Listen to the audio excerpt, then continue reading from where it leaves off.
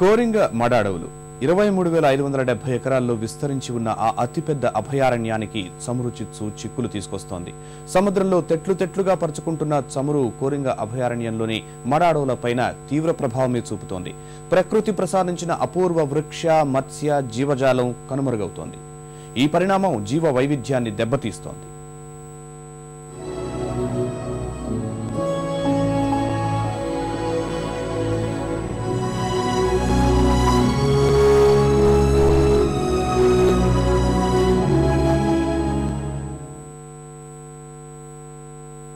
మన రాష్ట్రంలో చాలా ప్రాంతాల్లో విస్తరించిన మడ అడవులు పర్యావరణ, తీర పరిరక్షణలో ఎంతో తోడ్పడుతున్నాయి. తూర్పుగోదావరి, కృష్ణా, గుంటూరు, నెల్లూరు జిల్లాల్లోని తీర ప్రాంత లంకలతో పాటు గోదావరి, కృష్ణా, పెన్నా నది పరివాహక ప్రాంతాల్లోని దిగువ ప్రాంతాల్లో మడ అడవులు విస్తరించాయి. కృష్ణా, గోదావరి డెల్టాల్లో సముద్రపు నీరు, మంచినీరు కలగలిపిన చోట భారీగా మడ అడవులు ఉన్నాయి.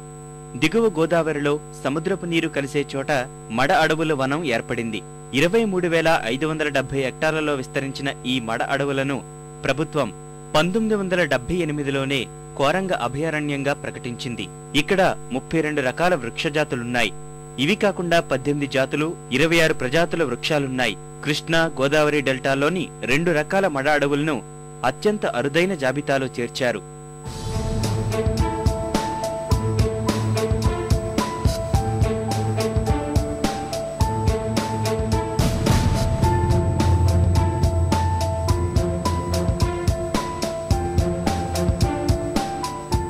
గోదావరి, గౌతమి నదుల బ్యాక్వాటర్తో ఏర్పడిన కోరంగ అభయారణ్యం మడ అడవులకు పెట్టింది పేరు.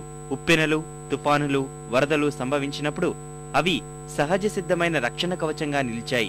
సముద్రం, ఉప్పుటేరు కలిసే సంగమం అపూర్వ ఘట్టం. ఈ ప్రాంతం రొయ్యలు, చేపల సీడ్ ఉత్పత్తికి కేంద్రంగా పేరుగాంచింది. ఇక్కడ గుడ్లు ఉత్పత్తి అయ్యి పెరిగి గోదావరిలో కలుస్తాయి. చేపలు, రొయ్యలు పెద్దవిగా అయ్యి మత్స్యకారులకు బంగారు పంట కురిపిస్తుంది. ఈ పరిస్థితిని సముద్రంలో కలుస్తున్న చమురు మార్చివేస్తోంది.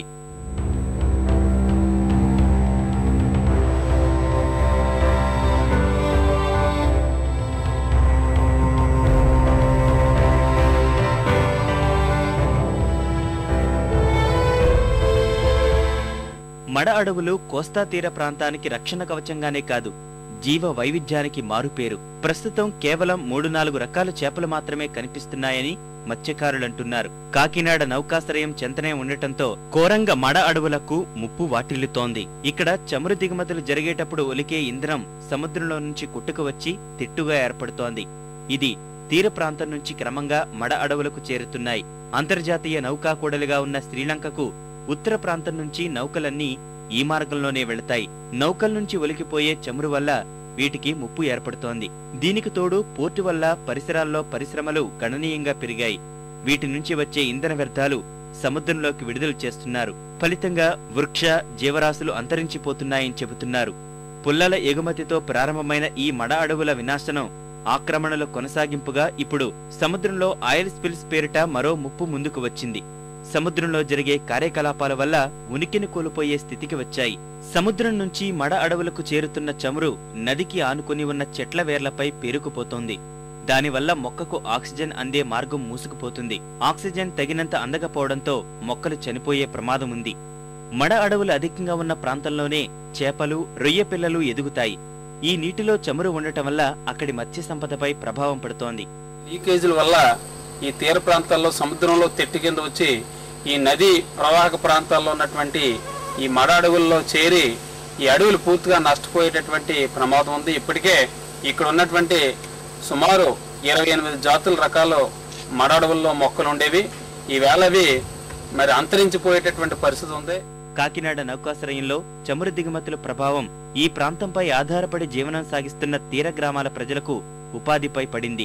నౌకా రవాణా, చమురు దిగుమతుల దుష్పరిణామాలు ఇలానే సాగితే మడ అడవుల ఉనికితో పాటు వాటిపై ఆధారపడి జీవనం సాగిస్తున్న సుమారు 50,000 మంది మత్స్యకారుల ఉపాధి ప్రశ్నార్థకం కానుంది. ఈవెన్ చాలా ప్రదేశాలు మొత్తం ఆయిల్ స్పిల్లో మునిగిపోయే దీనివల్ల అక్కడ ఉండే జీవరాశులు మొత్తం చనిపోయేది జరుగుతోంది.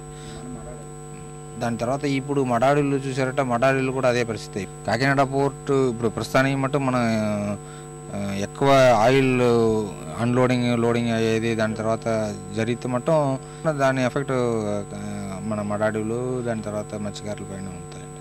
మడ అడవుల్లో కలుస్తున్న చమురు ఈ ప్రాంతంలోని పక్షుల ప్రాణాలను బలి తీసుకుంటుంది.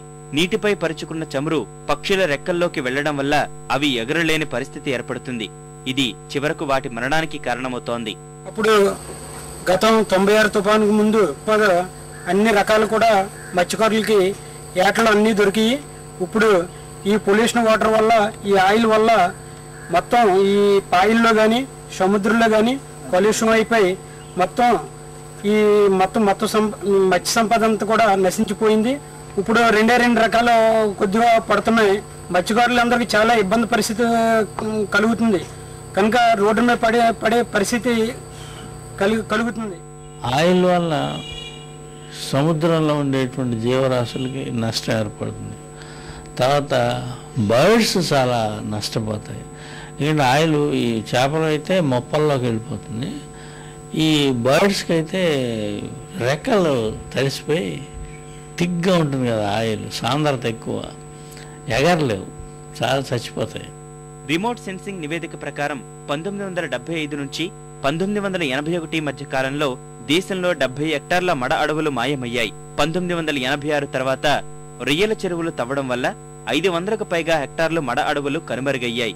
ఈ నేపథ్యంలో అటవీ శాఖ, స్వచ్ఛంద సంస్థలు 1996 నుంచి మడ అడవులను కాపాడాలని శ్రీకారం చుట్టారు. కాకినాడలో MS స్వామినాథన్ రీసెర్చ్ ఫౌండేషన్ ఏర్పాటైంది.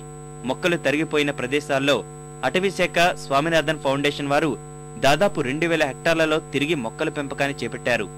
1986 లెక్కల ప్రకారం 13,000 హెక్టార్లలో ఉన్న ఈ అడవులు ప్రస్తుతం 17,000 హెక్టార్లకు చేరింది. స్వార్థపరుల బారిన పడటం వల్ల కేవలం 4,000 హెక్టార్లే పెరిగాయి. లేదంటే మడ అడవులు మరింతగా విస్తరించేవి. మడ అడవులు కొంతమేర సహజసిద్ధంగా పెరుగుతుండగా మరికొన్ని ప్రాంతాల్లో సముద్ర ఆటుపోట్లు ఏర్పడే ప్రాంతంలో పెరుగుతూ వస్తోందని స్వామినాథన్ రీసెర్చ్ ఫౌండేషన్ శాస్త్రవేత్తలు చెప్పారు.